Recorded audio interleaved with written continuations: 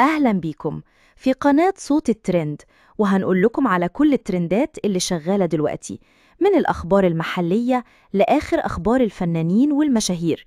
خليكم معانا عشان توصلكم كل التفاصيل أول بأول، وما تنسوش تعملوا لايك وسبسكرايب. يلا بينا نبدأ. والدة اللاعب الراحل إبراهيم شيكا رحمة الله رحمة واسعة قررت مؤخراً إنها ما تفضلش ساكتة أكتر من كده، وتقدمت بأول بلاغ رسمي ضد زوجة ابنها السابقة وأرملته الحالية المعروفة باسم هبة تركي. البلاغ اللي قدمته مش بلاغ عادي، بالعكس هو بلاغ مهم جداً، بيطلب استخراج جثمان ابنها من المدفن وتشريحه من جديد. ولأن الأم شايفة إن الوفاة ما كانتش وفاة طبيعية زي ما اتقال وقتها، وإن في علامات غريبة بتشير لاحتمال وجود أمور غير واضحة أو حاجات اتاخدت من جسمه. والأمر مش مجرد شكوك أو أقاويل من بعيد لبعيد، لكن والدة إبراهيم شيكا ظهرت قدام الكاميرا بنفسها واتكلمت بشكل واضح ومباشر في فيديو مصور، وقالت إن ابنها ما ماتش موتة طبيعية. والمثير إن الأم ما اكتفتش بمجرد الكلام العام، لكن دخلت في تفاصيل صادمة، وأكدت إن ابنها اتاخد منه الكلية وفص من الكبد. الكلام ده عمل حالة جدل كبيرة جدا، لأن إبراهيم شيكا كان معروف إنه رياضي قوي وما عندوش أي أمراض خطيرة زي السرطان أو الأمراض المزمنة اللي ممكن تفسر تدهور حالته فجأة.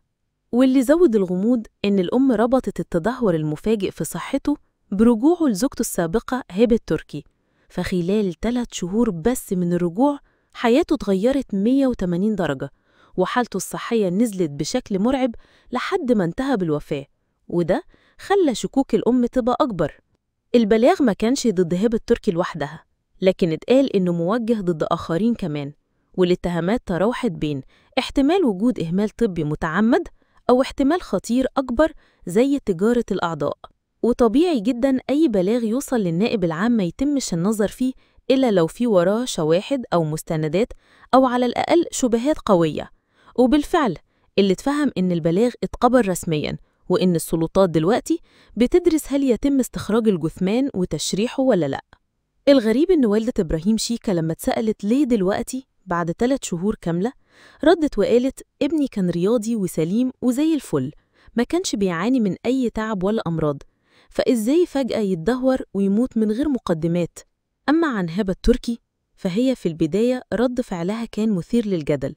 أول ما عرفت بالبلاغ كتبت منشور على حسابها الشخصي وقالت فيه إنها اكتشفت إن كل اللي حواليها شياطين وبيمارسوا أفعال شيطانية.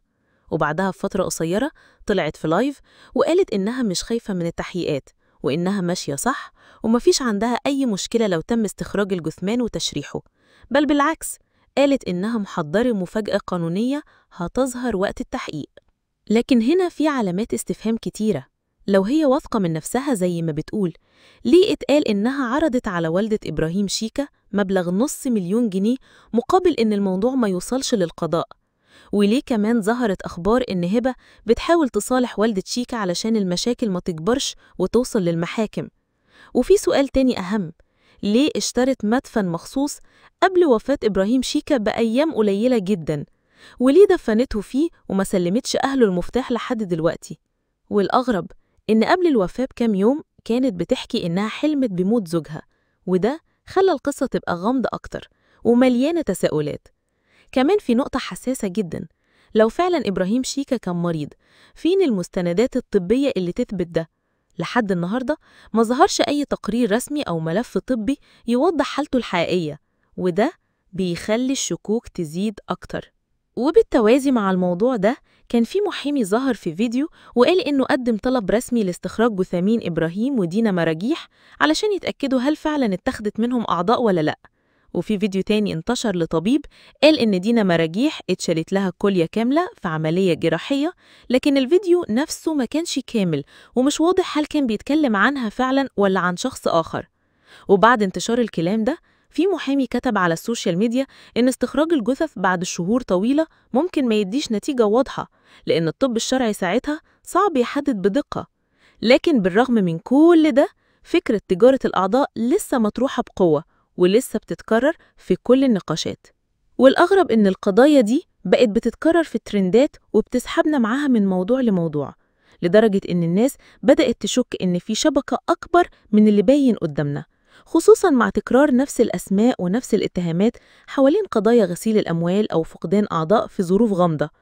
وفي الآخر اللي هيفصل بين الكلام والإشاعات هو التحقيقات الرسمية.